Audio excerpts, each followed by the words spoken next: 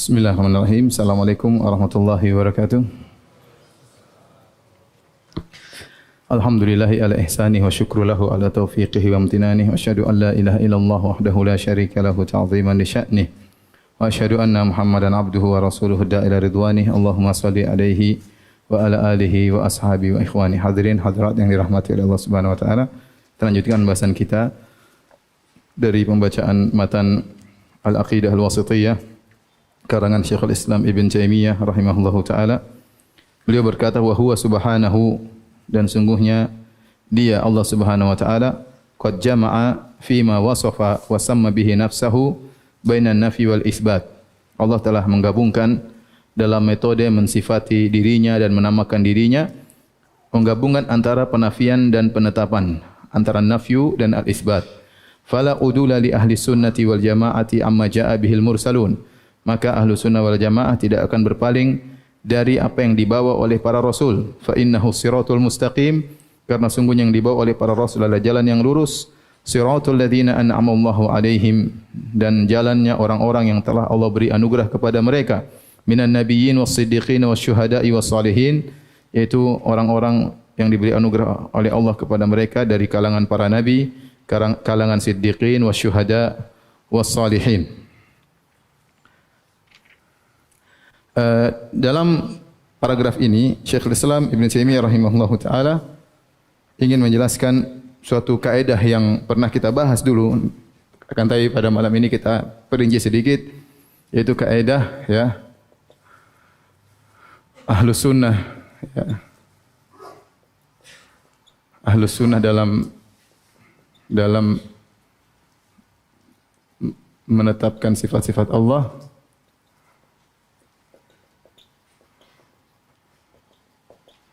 yaitu apa? Menggabungkan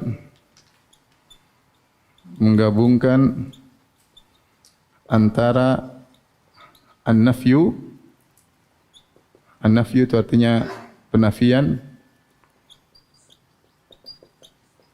dan al-isbat itu penetapan. Ya. Hanya saja dalam Ahlus Sunnah wal Jamaah penafiannya nafyu al-mujmal. An-nafyu al-mujmal, adapun isbatnya ya al-isbat al-mufassal. Kalau penafian secara global,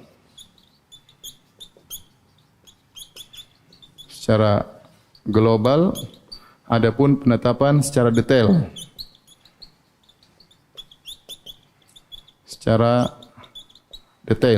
Ini metode Ahlus Sunnah wal Jamaah mengikuti metode Allah Subhanahu wa taala. Oleh karenanya kebanyakan ayat-ayat dalam Al-Qur'an penafiannya secara mujmal. Contoh apa? Walam yakun lahu kufuwan ahad. Tidak ada sesuatu pun yang setara dengan Allah, ya. Hal ta'lamu lahu samiyya. Apakah engkau mengetahui ada yang sama dengan Allah? Tidak ada. Nafian, ya. Fala tadrib, misalnya lagi laisa kamitsli syai'. Laisa kamitslihi syai'. Ya. Ini contoh penafian secara global, ya, secara global. Adapun al-isbat al-mufassal banyak dalam Al-Qur'an dan hadis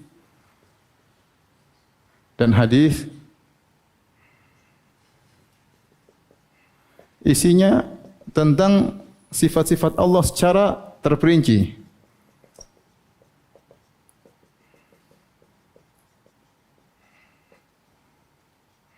Sebelumnya,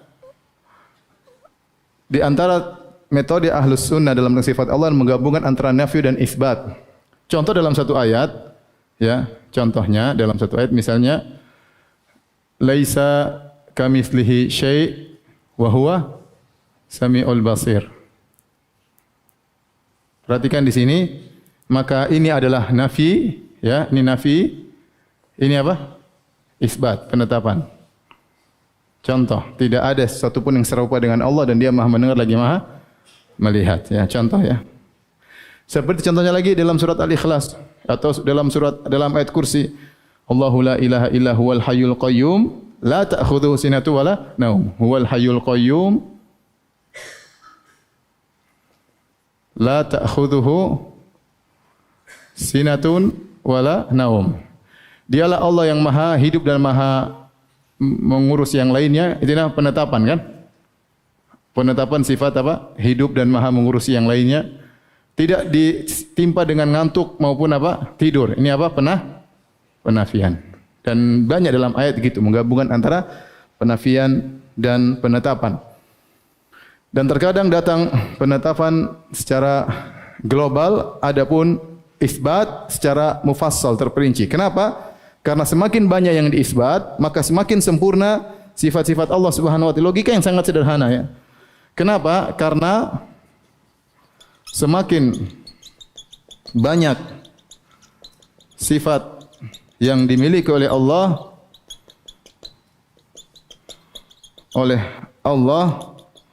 maka semakin sempurna. Maksudnya sifat-sifat terpuji tentunya. Sifat-sifat apa? Terpuji.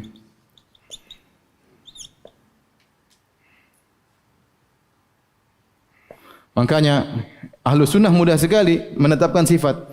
Allah Maha mendengar, Allah Maha melihat, Allah Maha mengampun, Allah Maha menerima taubat, Allah Maha tinggi, ya. Apalagi Allah Maha mencintai, Allah meridai. Ya, banyak sifat-sifat, banyak sekali, ya. Mau kita tetapkan banyak sekali, ya. Karena Ahlus Sunnah setiap datang Allah jelaskan, Allah punya tangan misalnya, Allah punya mata misalnya, Allah punya wajah, Allah punya zat. Apa masalahnya? Tetapkan saja. Allah semakin apa? Sempurna. Adapun penafian cukup global. Secara umum Ahlus Sunnah menetapkan secara global. Tidaklah Allah menafikan secara terperinci kecuali ada sebab. Sebab di antaranya adalah untuk menolak tuduhan yang tidak benar,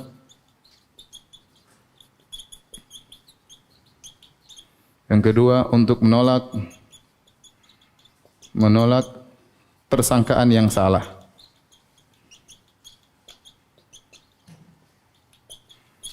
Adapun ini contohnya untuk menolak tuduhan yang tidak benar seperti menuduh Allah punya anak, ya. Wa qalu ittakhadhar rahmanu walada laqad ji'tum syai'an idda, ya. Kemudian kata Allah Subhanahu wa taala, takadu samawati an da'u lirrahmani walada wa ma yanbaghi lirrahmani ay yattakhidha walada wa ma yanbaghi lirrahmani ay yattakhidha walada. Tidak pantas bagi Allah untuk punya anak. Kenapa Allah menafikan Allah tidak punya anak? Karena ada tuduhan mengatakan Allah punya apa?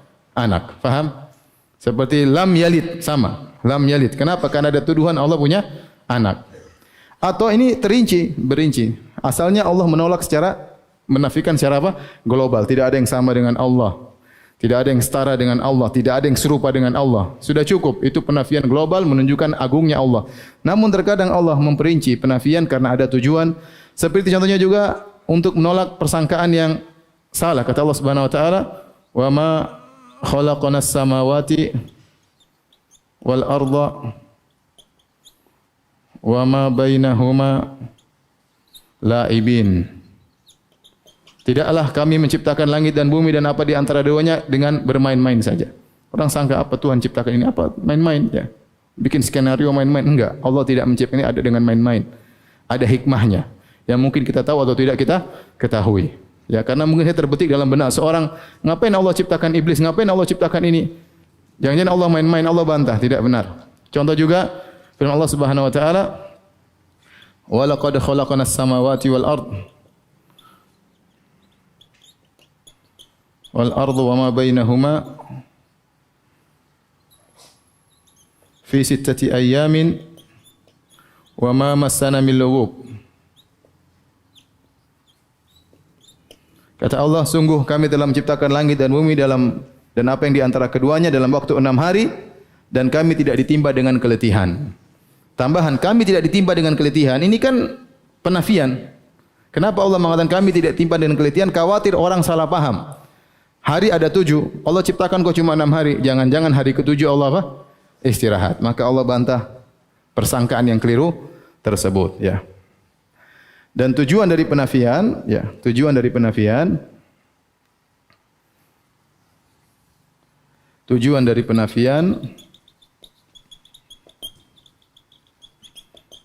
adalah untuk menetapkan lawan dari yang dinafikan.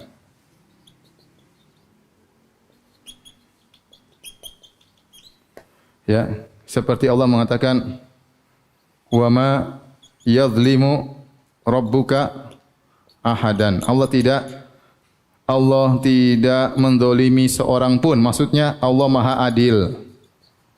Tidaklah dinafikan kezaliman kecuali untuk menunjukkan Allah Maha Adil. Seperti la ta'khudhuhu sinatu wala naum. La ta'khudhuhu sinatu wala naum. Allah tidak ngantuk dan maksudnya Allah Maha Hidup. Jadi tujuan penafian bukan hanya sekedar penafian, tetapi untuk menetapkan lawannya yang sempurna. Itu tujuan dari penafian. Ini salah satu kaidah dalam penetapan sifat-sifat Allah. Nah, sampai sini paham tidak? Hah? Hadirin hadirat yang dicintai oleh Allah Subhanahu wa taala. Ini paham atau tidak? Ya, saya ulangi. Di antara metode Ahlus Sunnah wal Jamaah dalam menetapkan sifat-sifat adalah menggabungkan antara nafyu dan apa? Isbat. Tetapi dalam contohnya ini, laisa kamitslihi syai'un wa samiul basir, penafian, penetapan. Huwal hayyul qayyum, penetapan, dialah Maha hidup, la ta'khudhuhu sinatun wa la naum, penafian. Metode. Namun dalam akidah Ahlus Sunnah asalnya adalah penetapan sifat. Karena semakin banyak sifat yang sempurna ditetapkan oleh kepada Allah, maka Allah semakin apa? Semakin maha sempurna, ya. Oleh karenanya Allah memiliki nama yang sangat banyak dan setiap nama mengandung apa? Mengandung sifat. Makanya Allah memiliki nama yang sangat banyak yang kita disuruh menghafal paling tidak 99, ya, padahal nama Allah lebih daripada itu. Dan setiap nama mengandung apa namanya? Sifat yang mulia, ya, mengandung sifat yang mulia. Oleh karenanya Nabi sallallahu alaihi wasallam pada waktu di hari kiamat Nabi sallallahu alaihi wasallam sujud untuk minta syafaat kepada Allah Subhanahu wa taala. Maka Nabi mengatakan fayaftahullahu alayya min mahamida, ya, lam yaftahha ala ahadin qabli. Allah mengajarkan kepadaku cara memuji Allah yang Allah tidak pernah mengajarkan kepada seorang sebelumku. Dalam riwayat yang lain, la uhsina hal'an, aku tidak bisa sekarang memuji Allah dengan pujian tersebut. Artinya ada sifat-sifat Allah yang Allah beritahukan lagi kepada Nabi tatkala di padang apa? Mahsyar, yang sekarang Nabi tidak tahu, ya. Tapi sifat-sifat yang Allah jelaskan saja dalam Al-Quran dan Sunnah Nabi SAW sudah membuat kita mengagungkan Allah Subhanahu Wa Taala. Makanya sifat-sifat Allah sangat banyak. Ya, Allah Maha Indah, Allah Maha ini, Maha ini, Maha ini, Maha ini, banyak sekali. Di antaranya Asmaul Husna. Ya, semua nama Allah mengandung sifat. Inilah metode Ahlus Sunnah wal Jamaah. Adapun nafyu maka secara global. Karena penafian tidak ada orang seperti engkau, itu pujian. Tidak ada seorang sama dengan engkau, itu pujian atau bukan? Kita bilang sama raja-raja, kau hebat, tidak seorang pun yang seperti engkau. Ya, dengan penafian global seperti itu kita mengagungkan yang dinafikan secara global, ya. Maka Allah menafikan secara global, lam yakun lahu kufuwan ahad, hal ta'lamu lahu samia, laisa kamitslihi apa? Syai', fala tadribu lillahil amsal, dan makna-makna seperti itu. Namun terkadang Allah menafikan secara mujmal, secara tafsil, menafikan secara terperinci, ya. Karena ada sebab di antaranya untuk menolak tuduhan yang tidak benar. Seperti orang menuduh Allah punya anak, maka Allah bantah. Wa ma yanbaghi lirrahmani an yattakhidha walada. Allah tidak pantas punya anak. Untuk menolak persangkaan yang salah, ya. Seperti, ya, Allah menciptakan langit dan bumi dalam waktu 6 masa dan Allah tidak ditimpa dengan apa? Keletihan. Paham sampai di sini? Adapun metode Ahlul Bid'ah, maka sebaliknya mereka menafikan secara terperinci. Menafikan secara terperinci. Makanya kalau kita baca misalnya dalam buku Tamhidul Awail karangan Al-Baqillani. Ini salah seorang pengikut Asy'ariyah. rahimahullahu taala. Kalau kita buka, Allah bukan jauhar.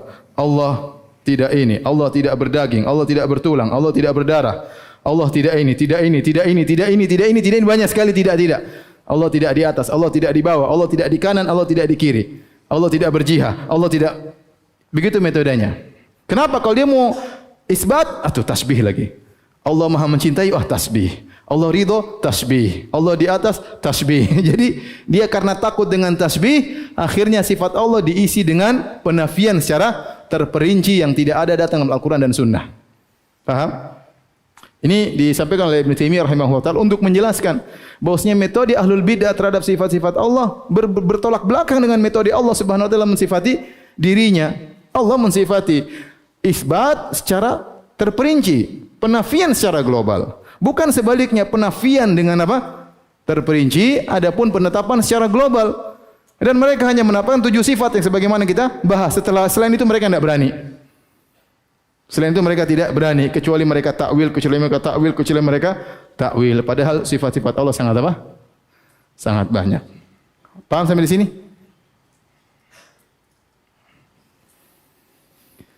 Semua, baik Jahmiyah, Mu'tazilah, maupun Asy'ariyah, Maturidiyah, hukum asalnya mereka menafikan Allah dengan terperinci. Apalagi Mu'tazilah, Allah tidak berilmu, Allah tidak berini, Allah tidak berini, Allah tidak berini, tidak berini. Jahmiyah sama. Allah tidak begini, tidak begini, tidak begini, tidak begini. Ditanya apa bedanya Allah dengan tidak ada? Sama, yang tidak ada juga tidak berdaging, tidak berini, tidak berini, tidak di atas, tidak di bawah, tidak bisa dikasih isyarat, tidak bisa dilihat, tidak bisa ini, tidak. Apa bedanya dengan tidak ada? Makanya mengatakan Al-Jahmiyah ya'budun adaman. Sungguhnya Jahmiyah itu beribadah kepada sesuatu yang tidak ada. Karena Tuhannya disifati dengan suatu penafian secara apa? Secara terperinci. Adapun Asy'ariyah hanya 7 apa? 7 sifat. Lebih dari itu enggak boleh. Semua sifat-sifat selain 7 ditakwil kepada yang 7 itu. Paham? Asy'ariyah semua sifat-sifat selain 7 kita sifat mungkin banyak sekali. Ahlussunnah wal Jamaah. Puluhan ya. Itu semua selain 7 ini semuanya ditakwil kepada yang 7. Kalau enggak ditolak. Jadi ini bertentangan dengan metode Ahlussunnah wal Jamaah. Paham sampai di sini? Fahimtum ya ikhwani? Fahimna, alhamdulillah. Kalau sudah, tolong dihapus.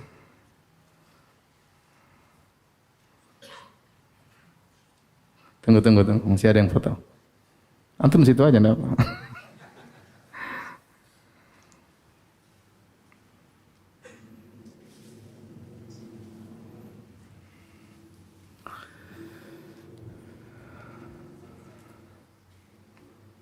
Taib sudah dihapus.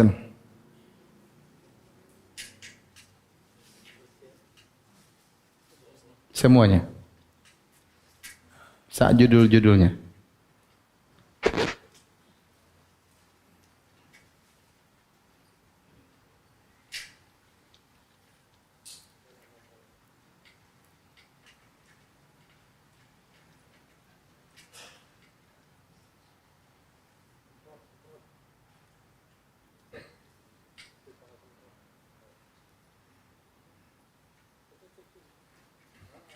Dulu waktu kecil masih SD, kalau menghapus enggak bersih katanya ceboknya enggak bersih. Ayo kon, kata orang. Bersih, judulnya semua bersih.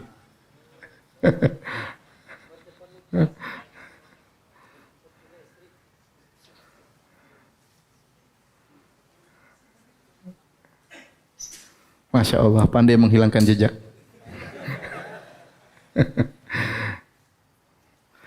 Taib, kita lanjutkan. Syekhul Islam Ibnu Taimiyah rahimahullah taala berkata, "Wa qad dakhala fi hadhihi al-jumlah," dan termasuk dalam pembahasan kita ini, ya, ma wasafallahu bihi nafsahu fi suratil Ikhlas, allati ta'dilu thulutsal Qur'an. Yaitu contohnya apa yang Allah sifatkan tentang dirinya dalam surat Al-Ikhlas. Yang surat Al-Ikhlas itu nilainya seperti sepertiga Al-Quran. Haitsu yaqulu subhanahu, di mana Allah berfirman, "Qul huwallahu ahad." Dialah Allah yang Maha Esa, Allahus Samad, yaitu Allah yang segalanya selainnya bergantung kepadanya. Lam yalid wa lam yulad. Allah tidak melahirkan, Allah tidak dilahirkan. Wa lam yakul lahu kufuwan ahad. dan tidak ada sesuatu pun yang setara dengan Allah. Perhatikan, maksudnya surat Al-Ikhlas ini mencakup nafyu wal apa? Isbat. Isbatnya mana? Qul huwallahu ahad. Allah Maha Esa. Ini isbat, penetapan. Kemudian Allahus Samad. Ini juga apa? Penetapan. Setelah itu baru penafian. Lam yalid wa lam yulad. Penafian. Allah tidak melahirkan dan Allah tidak dilahirkan. Wa lam yakul lahu kufuwan ahad, dan tidak sesuatu pun yang setara dengan Allah. Di sini 2 ayat isbat, 2 ayat apa? Nafi. Faham? Ini contohnya. Taib. Surat Al-Ikhlas dinamakan dengan Al-Ikhlas sementara tidak ada lafal Al-Ikhlas dalam surat tersebut. Ya. Karena metode penamaan surat terkadang berdasarkan satu kata yang menjadi ciri khas surat tersebut atau tidak terdapat dalam surat-surat yang lainnya. Ya. Atau kalau dibaca pertama maka orang langsung menuju pada surat tersebut. Ini salah satu metode. Metode penamaan surat terkadang dengan kata asing yang terdapat dalam surat tersebut, ya. Seperti surat Al-Insan terkadang dinamakan surat Al-Amsyaj. Kan dalam Al-Quran Amsyaj, ya. Ada kalimat itu cuma ada dalam surat Al-Insan, ya. Seperti itu. Contoh atau di awal-awal surat Al-Qamar, iqtarabatis sa'atu wan syaqqal qamar. Al-Insan hal ata 'alal insan. Al-Ghasyiyah. Tidak ada dalam ayat yang lain, surat yang lain. Hal ataka haditsul Al-Ghasyiyah, atau disebut pertama dalam surat lain juga ada tapi Ghasyiyah tuh, tapi Al-Ghasyiyah hanya terdapat dalam surat tersebut. Yang kedua, biasanya nama surat disebutkan karena misalnya kisah disebut karena surat tersebut paling banyak menceritakan kisah nabi tertentu. Misalnya surat Yusuf, ya. Dalam surat-surat yang lain juga disebut nama Yusuf, tetapi paling terperinci dalam surat apa? Yusuf. Seperti surat Yunus. Dalam surat-surat lain juga disebut Yunus, tapi surat Yunus paling terperinci menceritakan tentang kisah Nabi Yunus alaihissalam. Di antara metode ketiga yaitu kandungan dalam makna surat tersebut. Kandungan makna dalam surat tersebut. Contohnya surat Al-Ikhlas. Meskipun kata Al-Ikhlas tidak ada dalam surat ini, tetapi surat ini diturunkan oleh Allah khusus membahas ukhlisat. Ukhlisat itu dimurnikan. Dimurnikan khusus untuk membahas tentang sifat-sifat Allah. Oleh karenanya sebab nuzul daripada surat ini, orang-orang musyrikin datang kepada Nabi sallallahu alaihi wasallam, kemudian mereka berkata, "Ya Muhammad, unsub lana rabbak." Wahai Muhammad, sifatkanlah kepada kami Tuhanmu. Ya, disuruh sifatkan Tuhan. Maka turunlah firman Allah, "Qul huwallahu ahad, Allahus samad, lam yalid wa lam yulad wa lam yakul lahu kufuwan ahad." Katakanlah dia Allah yang Maha Esa, ya. Dan seterusnya. Baik, kita akan jelaskan makna Qul huwallahu ahad, ya. Allahus samad, lam yalid wa lam yulad, yakul lahu kufuwan ahad. Qul huwallahu ahad, Allah Maha Esa, Esa dalam segala hal, dalam rububiyahnya, dalam asma wa sifatnya, dalam ya uluhiyahnya, ya. Kemudian Allahus samad, as-samad, as-samad, ya, ada 2 pendapat di kalangan para ulama tentang makna as-samad. Yang pertama maknanya al-musmad, ya, atau la jawfa fihi, tidak berongga. Kemudian as-samad maknanya yang lain, alladzi yasmudu ilaihi al-khalaiq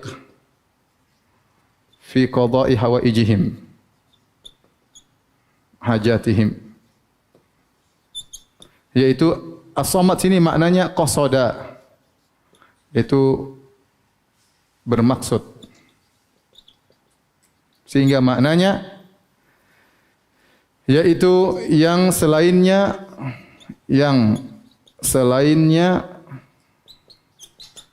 bermaksud kepadanya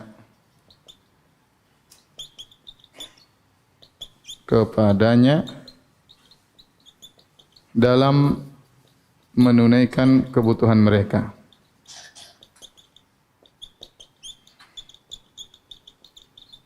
Dua-duanya datang dalam asar salaf tentang tafsir as-samad. Tidak berongga maksudnya mereka mengatakan Allah Maha hidup, tidak seperti makhluk hidup yang lainnya yang ada rongganya. Seperti manusia ada rongganya sehingga butuh makan, kemudian ada yang keluar. Seperti jin juga ada rongganya, seperti hewan ada rongganya dan yang lainnya. Ada sesuatu yang masuk, ada yang keluar, ada yang diasup, ada yang keluar. Adapun Allah Subhanahu wa taala tidak berongga sehingga tidak membutuhkan sesuatu pun selain dari Allah Subhanahu wa taala, tidak makan, tidak minum, tidak buang hajat dan yang lainnya. Ini makna yang pertama.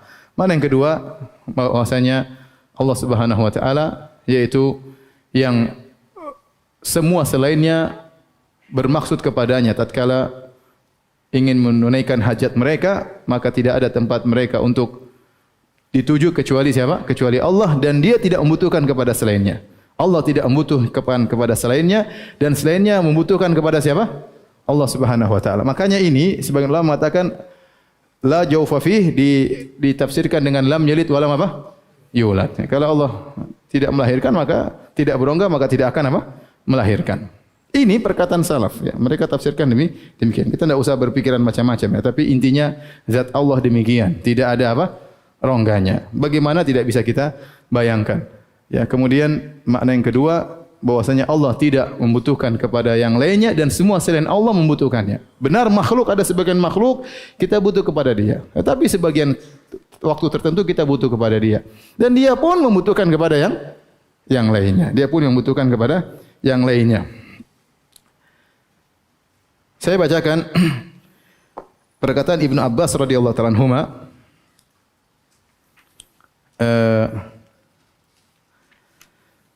tentang Allahus Samad ya.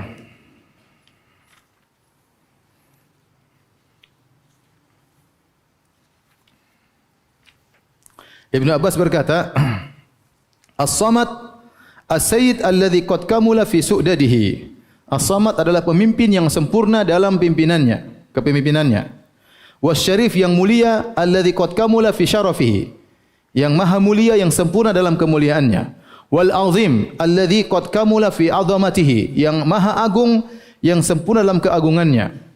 Wal halim alladhi qad kamula fi hilmihi, ya, yang bijak yang sempurna dalam kebijakannya. Wal ghani yang maha kaya alladhi qad kamula fi ghinahu, yang maha kaya yang sempurna dalam kekayaannya, dan seterusnya ya.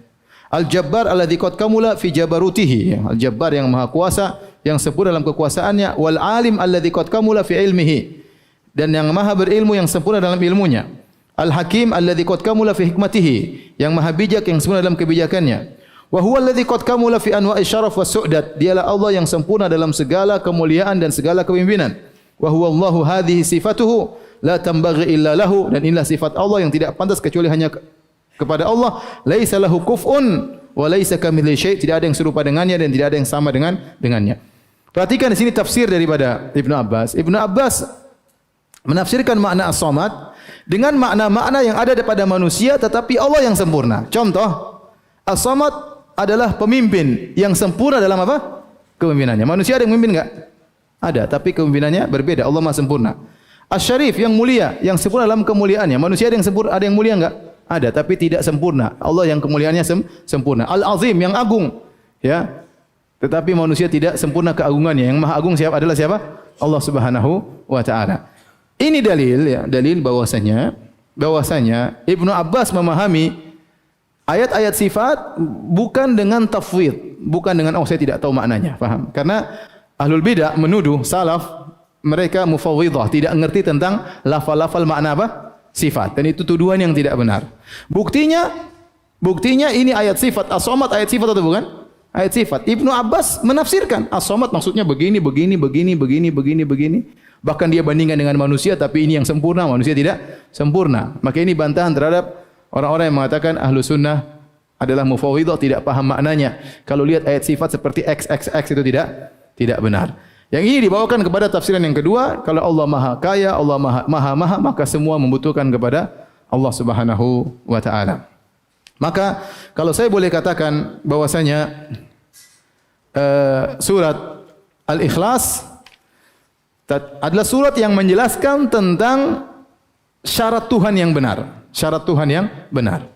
Karena orang musyrikin bertanya, "Unsub lana rabbak, ya Muhammad, jelaskan sifat Tuhanmu." Maka Allah menurunkan surat yang khusus menjelaskan tentang sifat Tuhan yang sungguhnya. Yang pertama, qul huwallahu apa?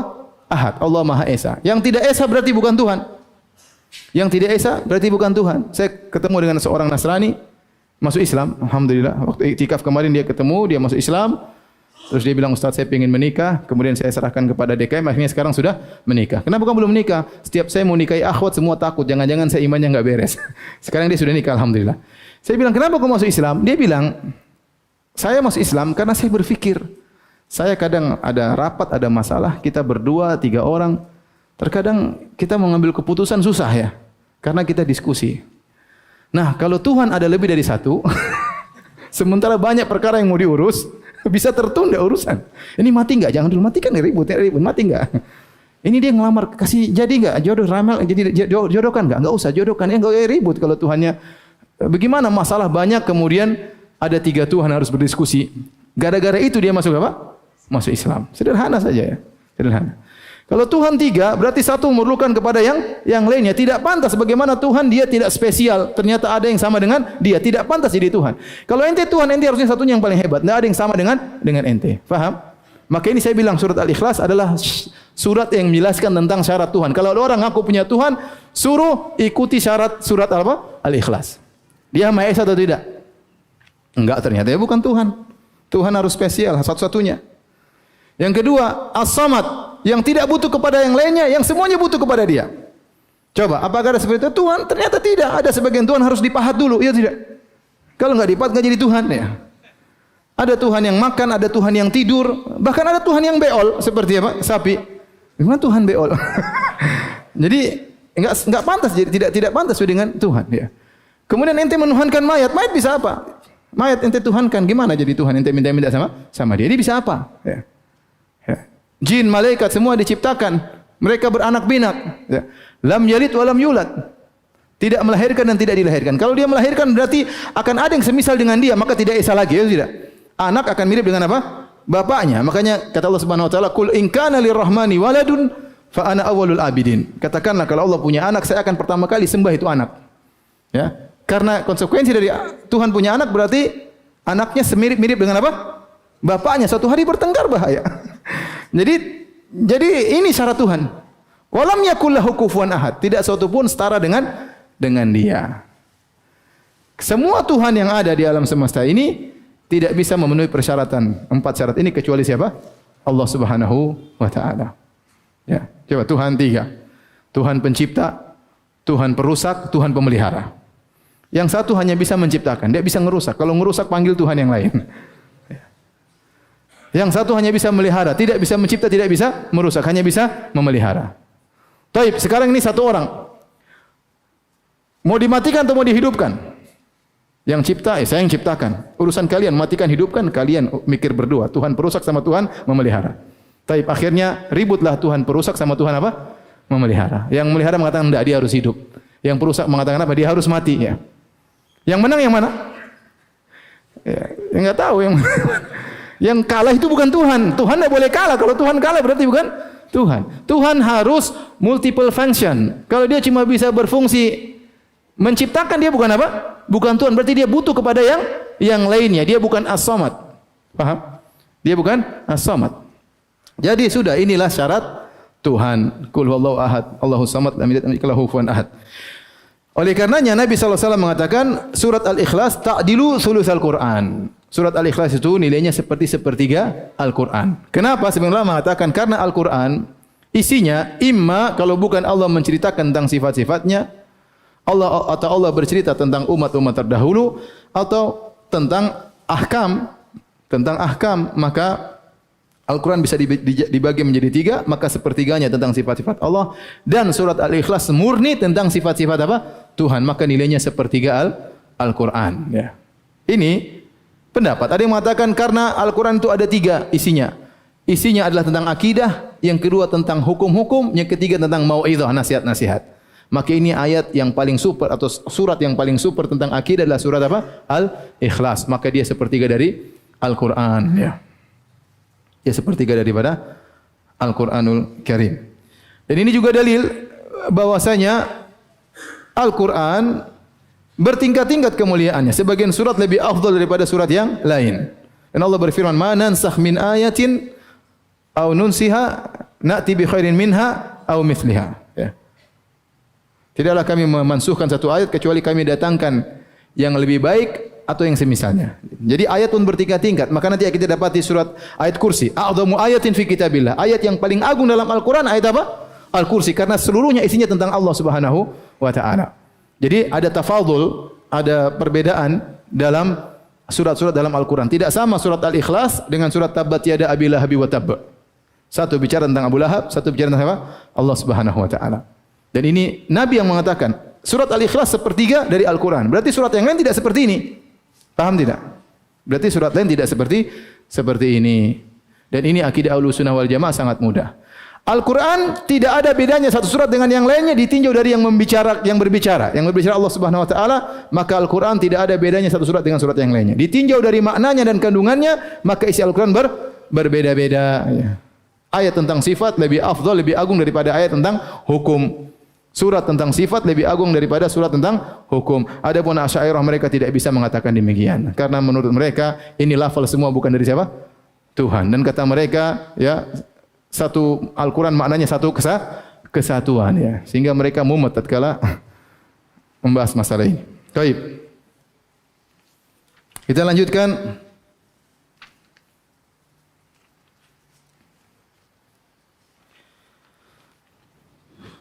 Wa ma wasafa bihi nafsahu fi a'dhami ayatin fi kitabih. Dan termasuk juga dalam metode yang sedang kita bahas tentang ayat-ayat sifat, tentang isbat dan nafyu, ya. Nafyu wal isbat, penafian dan penetapan, yaitu yang Allah sifatkan dirinya dalam ayat yang paling agung dalam Al-Qur'anul Karim, yaitu ayat apa? Ayatul Kursi. Haitsu yaqul, di mana Allah berfirman, Allahu la ilaha illa huwal hayyul qayyum. La ta'khudhuhu sinatu wa la naum. Dialah Allah Subhanahu wa taala. Al-Hayyu, tidak ada sembahan yang berhak disembah kecuali Allah. Al-Hayyu, yang maha hidup. Al-Qayyum, yang maha tegak, ya, berdiri sendiri dan menegakkan selain, yaitu makhluknya. La ta'khudhuhu sinatu wa la naum. Yang Allah tidak ditimpa dengan ngantuk dan juga apalagi tidur. Lahu ma fis samawati ma fil ard. Seluruh yang ada di langit dan di bumi adalah milik Allah Subhanahu wa taala. Man dzal ladzi yashfa'u 'indahu illa bi idznih. Siapa yang memberi syafaat di sisi Allah kecuali dengan izin Allah? Ya'lamu ma baina aydihim wa ma khalfahum. Allah tahu apa yang dilakukan di depan mereka, di masa depan maupun di belakang mereka yang sudah mereka kerjakan. Wala yuhituna bi syai'in min ilmihi illa bima syaa. Tidak ada yang bisa meliputi sedikit pun dari ilmu Allah kecuali yang Allah kehendaki. Wasi'a kursiyyuhu samawati wal arda. Kursi Allah meliputi langit dan bumi. Wala ya'udu hifdhuhuma, ay la yakrithuhu wala yuthqiluhu. Tidak merepotkan Allah untuk menjaga langit dan bumi. Wa huwal aliyul azim, dan dia adalah maha tinggi, maha agung. Walihadza kana man qara'a hadhil ayata fi lailatin lam yazal alaihi minallahi hafiz. Oleh karenanya barang siapa yang baca ayat ini dalam satu malam, senantiasa Allah memberikan penjaga baginya. Wala yaqrabu syaitan hatta yusbih, dan setan tidak akan mendekatinya sampai pagi hari. Karena ini ayat teragung dalam Al-Qur'an. Ayat teragung dalam Al-Qur'an, karena isi ayat ini semuanya tentang keagungan apa? Allah Subhanahu wa taala. Baik. Kita akan coba praktekkan, ya, tentang sifat-sifat yang ada dalam Ayatul Kursi. Pertama, Allah dialah yang disembah. Allah dari kata apa? Al-Ilah, ya. Allah kata dari kata ilah artinya yang satu-satunya yang berhak disembah. La ilaha illahu, tidak ada sembahan yang berhak disembah kecuali Allah. Kenapa hanya Allah yang berhak disembah? Karena dia adalah Al-Hayyu Al-Qayyum. Dialah yang maha hidup. Maksudnya maha hidup apa? Allah maha hidup, hidupnya sempurna, ya. Hidupnya sempurna. Dan Allah Subhanahu wa taala menghidupkan makhluk-makhluknya. Dan kita tahu kehidupan makhluk bertingkat-tingkat, ya, berbeda-beda, ya. Ada namanya kehidupan manusia, ada namanya kehidupan tumbuhan, ada namanya kehidupan hewan. Bahkan kehidupan jamadat, benda-benda mati juga ada kehidupan yang spesial, yang semuanya adalah dampak dari sifat maha hidup Allah Subhanahu wa taala. Karena Allah maha hidup, Allah bisa memberikan kehidupan kepada makhluk yang Allah kehendaki dengan sifat-sifat kehidupannya. Kehidupan manusia tidak sama dengan kehidupan jin. Kehidupan jin tidak sama dengan kehidupan malaikat. Kehidupannya berbeda-beda. Malaikat contoh kehidupannya tidak perlu makan, tidak perlu minum. Malaikat tidak pernah letih. Ya, la yafturun, tidak pernah letih, tidak pernah capek. La yasamun, tidak pernah bosan beribadah. Manusia beribadah capek, bosan. Ikut pengajian capek, ngantuk. Ikut pengajian apa? Bosan. Malaikat kalau sudah berzikir tidak pernah capek. Malaikat kalau sudah beribadah tidak pernah bosan. Contoh, tidak makan, tidak minum, tidak pernah lelah. Itulah malaikat. Jin sama mirip-mirip dengan manusia, ada letihnya, ada yang kafir, ada yang beriman. Kehidupannya terciptakan dari api dan yang lainnya, mengalami kematian, mengalami beranak pinak dan yang lainnya. Adapun hewan kehidupannya kita tahu penuh dengan keterbatasan ya. Kemudian tumbuhan juga punya kehidupan khusus, dia tumbuh ya. Dengan terkena air matahari kemudian dia tumbuh, ada kehidupan dalam tumbuhan tersebut. Benda mati juga terkadang ada kehidupannya. Allah memberikan kehidupan yang mungkin kita tidak tahu. Makanya Nabi SAW mengatakan, Jabalun Uhudun jabalun yuhibbuna wa nuhibbuhu. Kata Nabi, gunung Uhud adalah gunung yang mencintai kami dan kami pun mencintainya. Nabi mengatakan gunung Uhud punya sifat apa? Cinta. Suatu hari Nabi SAW naik di atas gunung Uhud. Nabi Abu Bakar, Umar dan Utsman. Kemudian irtajafa Uhud, gunung Uhud bergetar. Maka Nabi mengatakan, uskun ya Uhud fa inna ma'alaika nabiyyun wa siddiqun wa syahidan. Wahai Uhud, tenanglah engkau, sungguhnya yang di atasmu sekarang seorang nabi dan siddiq yaitu Abu Bakar dan dua orang yang mati syahid yaitu Umar dan Utsman. Ya, Nabi SAW mengatakan, "Inni la a'rifu bi Makkah hajaran kana yusallimu alayya qabla an ub'ats wa inni la a'rifuhu al-an." Kata Nabi SAW, saya tahu di kota Mekah ada suatu batu, kalau saya lewat dia selalu beri salam sama saya sebelum saya jadi nabi. Sekarang saya masih tahu di mana batu tersebut. Kalau Nabi lewat, Assalamualaikum. Nabi tahu batu tersebut. Nabi SAW pernah berkhutbah di atas sebuah batang pohon korma. Waktu Nabi dibuatkan mimbar sallallahu alaihi wasallam dari Syajaratul Athal, maka Nabi SAW meninggalkan batang korma tersebut. Biasanya Nabi bersandar di situ, Nabi pindah ke mimbar. Maka para sahabat mendengar, ternyata batang korma tersebut menangis. Isakannya didengar oleh para sahabat semua dalam apa? Dalam masjid. Maka Nabi pun mengelusnya untuk mendiamkannya. Ada kehidupan, ada. Ini kejadian. Seorang sahabat Ibnu Mas'ud mengatakan, aku mendengar inilah asma'u tasbihat ta'am.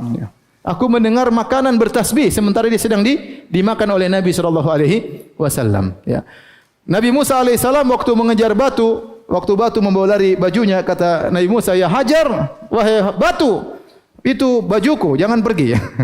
Tapi batu terus lari, kemudian dipukul oleh Nabi Musa. Akhirnya nampak bekas pukulan Nabi Musa di batu tersebut, saking kuatnya Nabi Musa alaihissalam. Kalau kita bekas batu di tangan kita ya. Tapi intinya ada kehidupan pada benda mati ya. Makanya Allah mengatakan bertasbihlah yang ada di langit dan di bumi. Ya, kita enggak tahu, walakin la tafqahuna tasbihahum. Akan tapi kalian tidak mengerti tasbih dari benda-benda tersebut ya. Kita tidak pernah tahu kehidupan malaikat seperti apa. Tapi ada malaikat yang hidup. Kita tidak tahu bagaimana kehidupannya benda-benda mati, tapi mereka punya kehidupan yang Allah khususkan. Intinya, semua kehidupan di alam semesta ini adalah dampak dari Allah yang maha hidup. Yang Allah maha hidup tidak didahului dengan ketiadaan, berbeda dengan manusia didahului dengan ketiadaan, kemudian dihidupkan oleh Allah Subhanahu wa taala, kemudian dimatikan, tsumma yumitukum tsumma yuhyikum. Allah matikan, Allah hidupkan kembali, kemudian dikembalikan kepada Allah Subhanahu wa taala. Itu di antara sifat hidup. Dan kita tahu kita pun dihidupkan oleh siapa? Allah. Setiap saat kita butuh penghidupan dari Allah Subhanahu wa taala. Seandainya Allah memberhentikan kehidupan kita, kapan saja kita akan mati. Setiap saat, setiap jantung kita berdetak, yang membuat berdetak siapa? Allah. Kapan Allah hentikan, selesai. Tidak peduli dia sehat, badannya bugar, Allah hentikan, selesai. Ya akhi, saya ketemu orang, Ustaz, kawan kita kemarin sudah meninggal. Padahal dia guru karate, jago samurai. 50 tahun meninggal dunia. Ada orang tiap pagi lari. Saya punya kawan, bapaknya umur 60, kuat, hebat, segar, tiap hari lari. Ya, 6 kilo kalau enggak salah, 5 kilo, tahu-tahu kena stroke. Saya ketemu lagi orang di Karawang, ada ikhwan, setiap hari lari pagi. Tahu-tahu kena jantung, meninggal dunia. Maka ada orang habis main bulu tangkis, kemudian apa? Meninggal dunia. Ada yang ngisi pengajian terus meninggal dunia. Ada yang mendengar pengajian juga meninggal dunia. Jadi kini kehidupan kita ini sangat kurang. Kalau Allah tidak memberikan kita kehidupan, kita tidak bisa apa? Tidak bisa hidup. Ya. Setiap detik kita membutuhkan untuk dihidupkan oleh Allah Subhanahu wa taala. Maka satu-satunya yang maha hidup hanya siapa? Allah. Huwal Hayyu, yang maha hidup. Kemudian Al-Qayyum maknanya yaitu Allah berdiri sendiri, tidak butuh dengan yang lainnya. Al-Ghani, Al-Mustaghni an ghairihi, yang maha hidup yaitu maha tidak membutuhkan yang lainnya. Kemudian Muqawwim li ghairihi, yang mengurusi yang lainnya. Kalau Allah tidak mengurusi yang lainnya, maka tidak bisa berjalan. Makanya dalam Al-Qur'an kata Allah Subhanahu wa ta'ala, ya, afaman huwa qa'imun ala kulli nafsin bima kasabat. Apakah Allah yang qaimun ala kulli nafsi, yang mengurusi setiap jiwa atas apa yang mereka perbuat? Kita semua ini diurusi oleh Allah secara detail, bukan secara global. Kita diurusi oleh Allah secara detail. Anda rezekinya kapan, matinya kapan, semuanya secara detail. Setiap orang diurusi Allah secara detail. Dan tidak ada yang mampu Al-Qayyum seperti Allah Subhanahu wa taala. Saya kasih contoh sering. Contoh seorang bos memiliki perusahaan, anak buahnya ribuan. Dia enggak bisa ngurus seluruhnya. Dia paling punya direksi-direksi untuk mengurusi bawahannya. Adapun setiap orang dia mengurusi detail, dia tidak mampu. Adapun kita manusia, Allah mengurusi setiap kita secara detail. Bukankah setiap kita pernah berdoa dikabulkan oleh Allah Subhanahu wa taala? Berarti Allah mendengar permintaan kita tatkala kita di ujung dunia sana. Padahal kecil pendek tapi kelihatan oleh Allah Subhanahu wa taala. Ya, kalau badan besar kan memang menarik perhatian. Ini sudah kecil pendek di dalam kegelapan, nangis berdoa. Allah dengar atau tidak? Allah tahu. Allah tahu. Berarti Allah mengurusi seluruhnya secara secara detail. Saya sering kali saya kalau turun dari pesawat saya lihat Jakarta. Ya Allah, rumah banyak sekali. Dempet-dempet berapa juta manusia semuanya makan, subhanallah. Siapa yang ngurusi makan mereka? Siapa? Allah Subhanahu wa taala. Jadi Allah Al-Qayyum. Bukan cuma manusia yang diurusin, emang ente diurusin. Hewan-hewan diurusin. Hitan fil bahar. Ikan-ikan yang ada di lautan diurusin. Cacing-cacing yang sembunyi dalam semua diurusin ya. Ya. Apalagi bakteri-bakteri dalam perut antum juga diurus. Semuanya diurus oleh siapa? Allah Subhanahu wa taala. Allah mengatakan wala ma tasqutu mi waraqatin illa ya'lamuha. Tidak ada satu daun pun yang gugur kecuali Allah mengetahuinya. Ya. Maka inilah makna Al-Qayyum. Allah mengurusi langit dan bumi. Bukan cuma kita penghuni bumi yang diurus. Benda-benda langit, matahari beredar setiap hari pada orbitnya. Tidak maju, tidak mundur. Tidak terlalu cepat. Bayangkan seorang duduk bulan Ramadan, lihat tunggu matahari tenggelam. Coba kalau bisa saya cepatin, langsung buka puasa. Tapi nggak bisa. Dia berjalan dengan apa? Orbitnya. Seandainya Allah mundurkan sedikit, kita kedinginan. Allah majukan sedikit, kita kebakaran. Siapa yang ngatur ini? Jutaan tahun yang mengatur. Allah Subhanahu wa taala. Jadi Anda tahu bahwasanya bukan cuma Anda yang diatur, banyak yang diatur, tapi Allah mengetahui Anda secara detail, mengurusi Anda, bukan cuma Anda saja, hati Anda berbisik-bisik, Allah Maha tahu. Jadi itulah Al-Qayyum yang Maha mengurusi selainnya, Maha mengurusi makhluknya secara detail. Kemudian Allah menyebutkan penafian. Tadi penetapan ya. Allahu la ilaha illa huwal hayyul qayyum, Allahu isbat. La ilaha illa huwa, nafi dan isbat. Tidak ada yang berhak disembah kecuali Allah. Al hayyul qayyum isbat atau nafi? Isbat. La ta'khudhuhu sinatu wala naum. Tidak ditimpa dengan ngantuk ataupun tidur. Ini penafian untuk menetapkan lawan daripada ini, yaitu kesempurnaan hidup. Kesempurnaan hidup. Adapun hidup manusia tidak sempurna. Ngantuk, letih, capek, yang itu menunjukkan kehidupannya tidak sempurna. Butuh istirahat. Adapun Allah tidak butuh istirahat. Maka Allah mengatakan la ta'khudhuhu sinatu wala naum. Kalau Allah istirahat sebentar, apa yang terjadi dalam semesta? Bayangkan. Ada matahari salah lewat, kemudian bintang salah terbit, ada bintang jatuh, kemudian lautan ternyata keluar ke, siapa yang ngatur semuanya? Allah Subhanahu wa taala. Kemudian Allah berfirman, lahu ma fis samawati ma fil ard.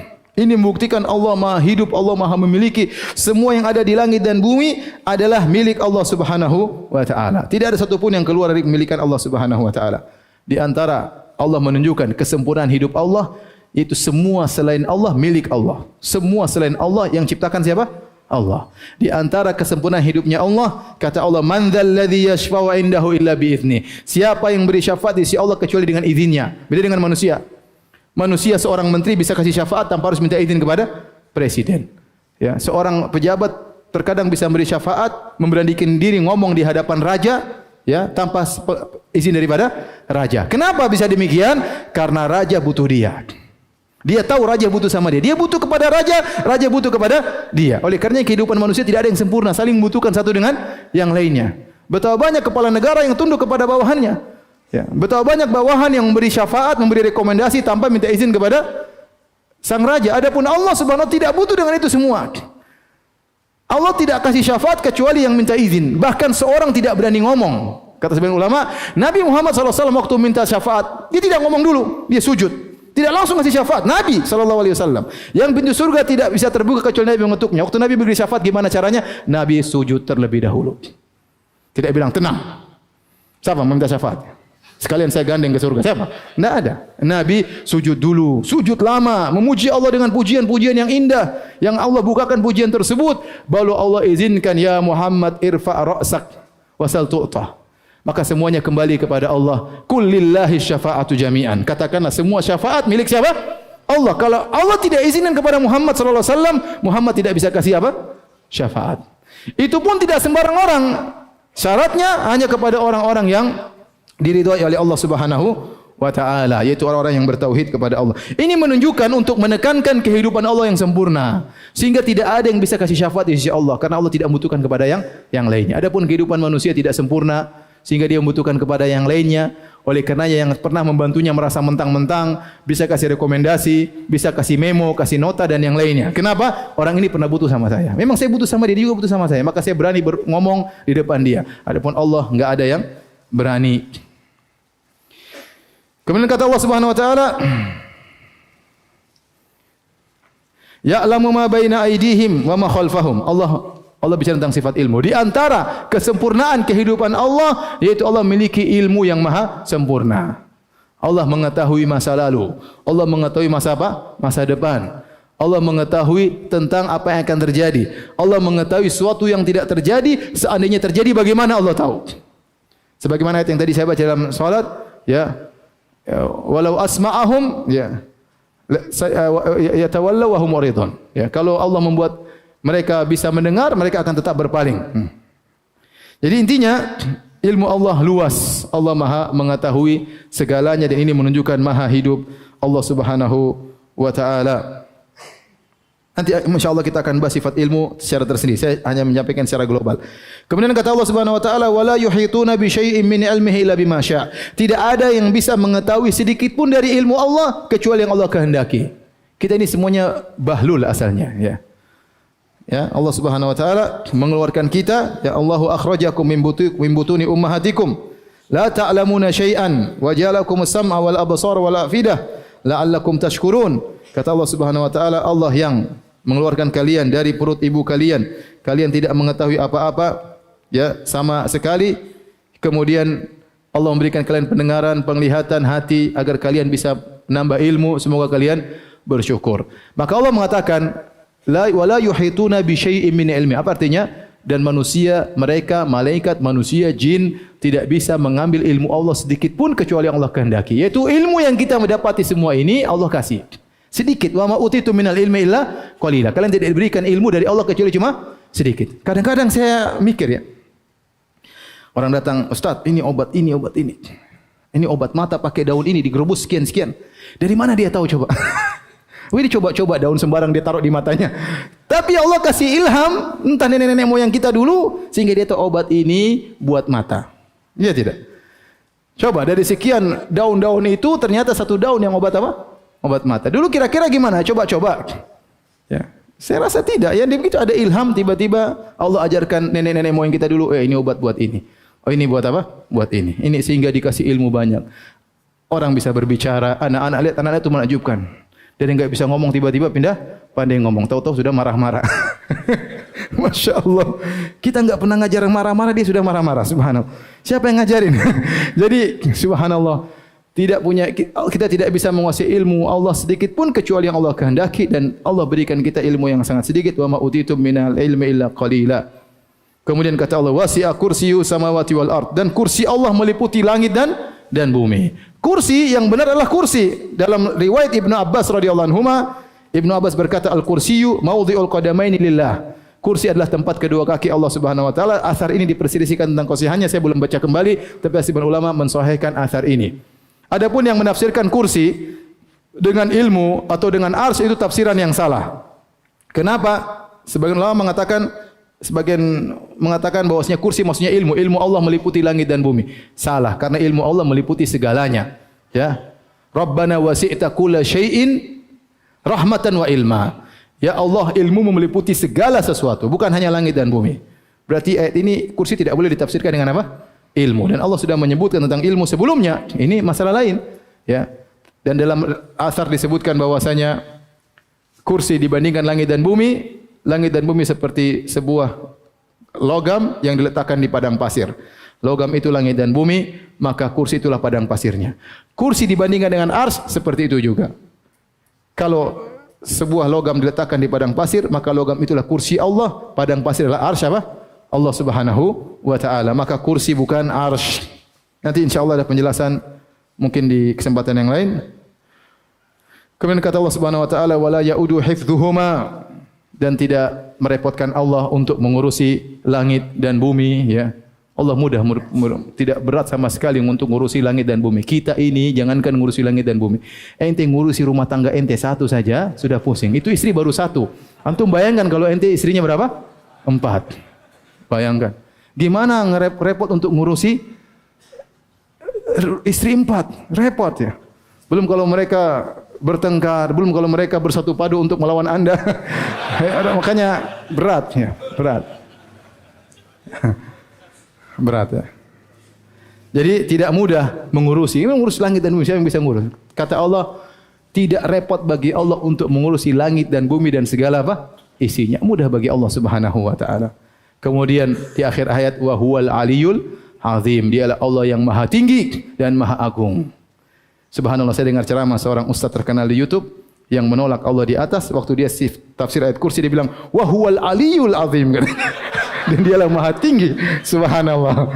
Ajib ya. Tapi ya, fitrah dia. Dialah yang maha tinggi dan maha apa? Agung. Ya, karena kalau mereka maksudnya maha tinggi adalah maha agung, ya ngapain Allah gandengkan dengan apa? Agung.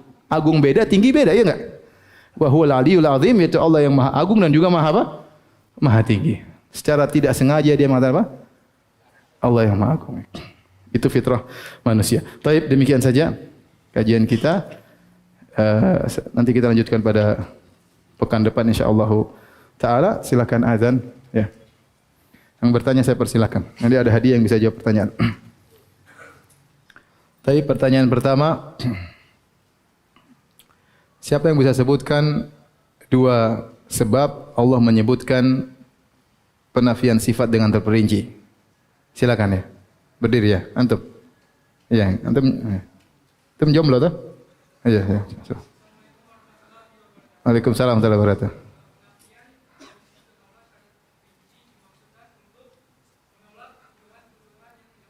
Menolak tuduhan yang tidak benar. Yang kedua,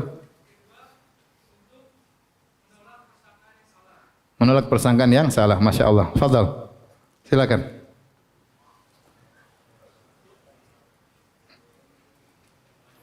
Pertanyaan yang kedua, terserah dia yang mana. Bulughul Maram atau ini? Terserah.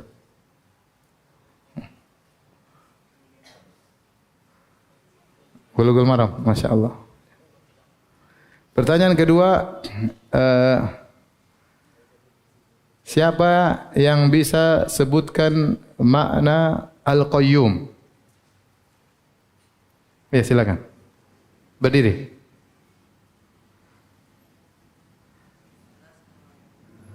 Waalaikumsalam warahmatullahi wabarakatuh.